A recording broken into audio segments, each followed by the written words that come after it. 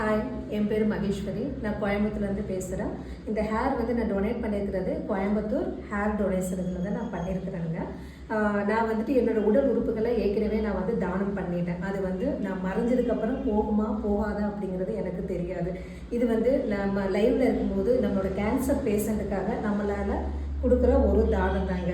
இப்போ நான் வந்து கோயிலில் எந்த வேண்டுதலும் இல்லை, என்கிட்ட ஹேர் கொடுக்க முடியுமா கேன்சர் பேஷண்ட்டுக்குன்னு கேட்டாங்க. நான் டொனேட் பண்ணிட்டேங்க. என்னோட ரெக்வஸ்ட் என்னன்னு கேட்டிங்க அப்படின்னா, நீங்கள் நிறைய பேர் கோயிலில் போய் வேண்டுதல் வச்சு கோயில்களுக்கு இருக்கீங்க.